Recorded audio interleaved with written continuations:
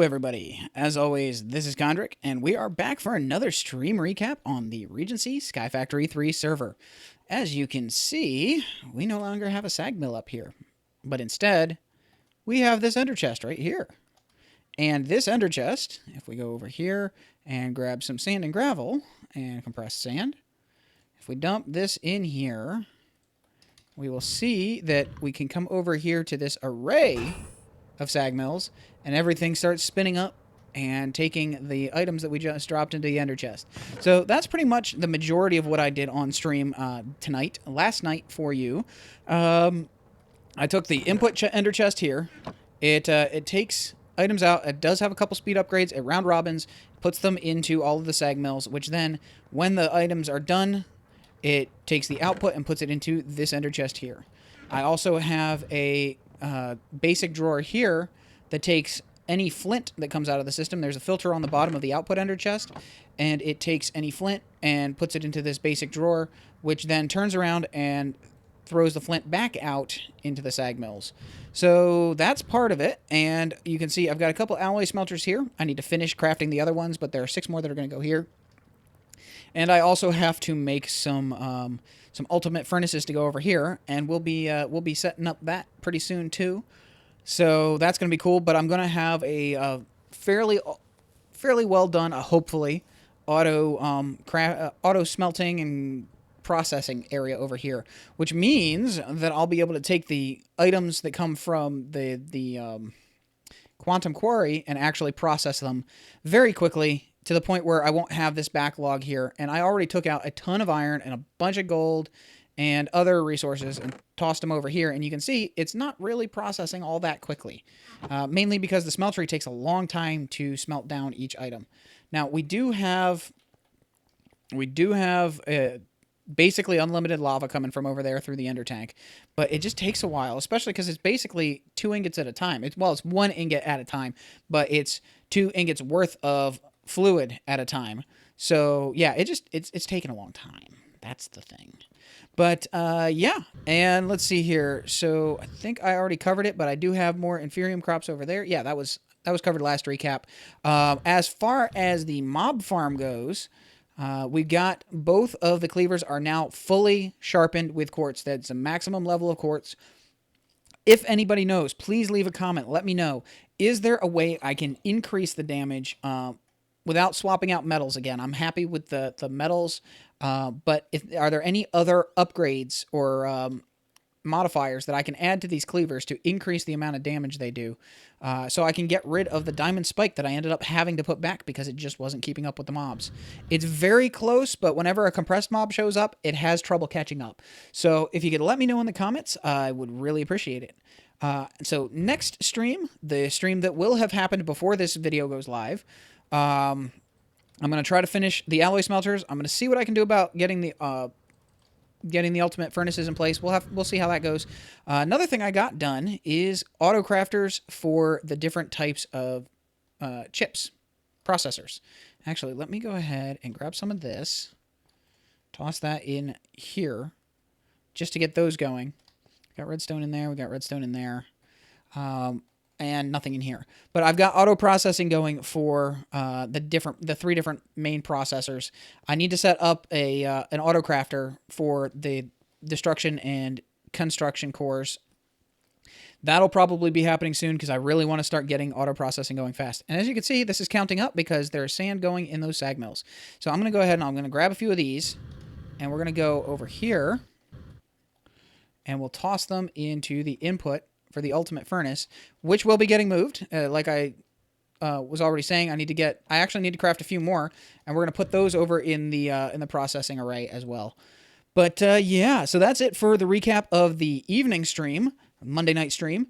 I will be back in the morning to record the recap of the morning stream. So I will see you in a few seconds. And we're back. All right, the morning stream just wrapped up, and yeah, stuff got done.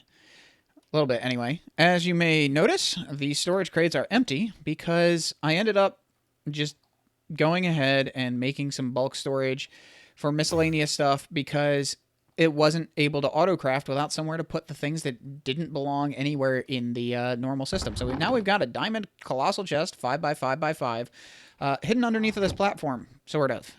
But what it does is it lets me have everything in refined storage and some overflow spots. And part of the reason for that was that I wanted to get auto processing done. So now I have an ender chest that auto-crafts mini coal, or, well, that has an exporter auto-crafting mini coal, and that supplies fuel for the ultimate furnace array, which I'm going to be showing shortly. Then we have an ender chest for smeltables and an ender chest for sag mill stuff. And if we go over here, you can see I've got the array. We've got all the sag mills in place, we've got all the alloy smelters in place, and we've got ultimate furnaces in place.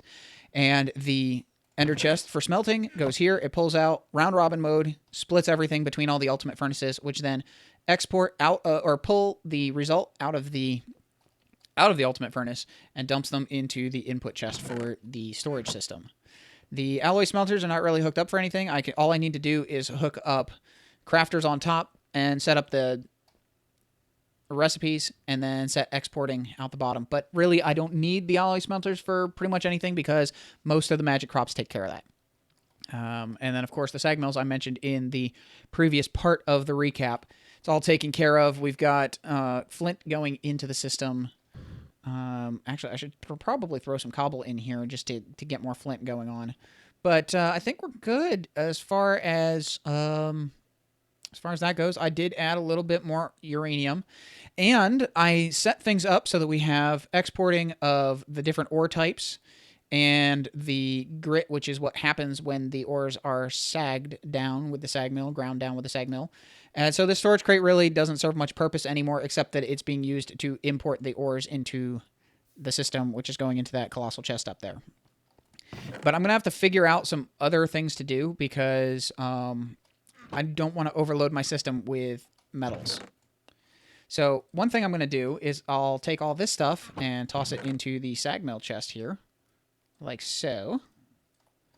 And I can actually go ahead and grab all of this and no longer need to use the smeltery at all.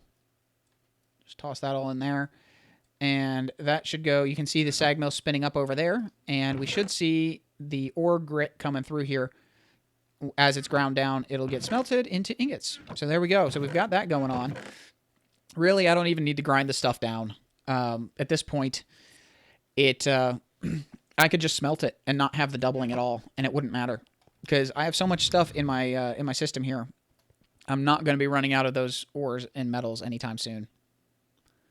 Actually, that's not quite as much as I thought I had. So, I guess it's good.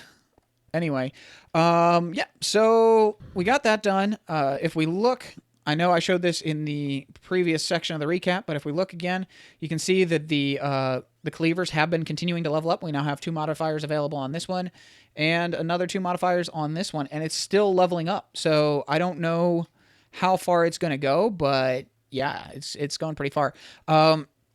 As I said previously in the last section of the recap, I really would appreciate any comments from anybody who knows how I can increase the damage dealt by the cleavers. If there are any other modifiers I can add to make them deal even more damage. I've been thinking about maybe adding tough tool rods made out of endstone to get it to increase the modifiers that way, like I have on the shuriken here. If you notice, it has the alien modifier, which means that if we look, if we go over here, take these off. If we look, we will see that the alien modifier is adding durability, mining speed, and attack. So the attack's already leveled up a little bit. Mining speed doesn't actually matter in this case, but yeah. So as it goes, it levels up, and it's getting better and better at things, I guess.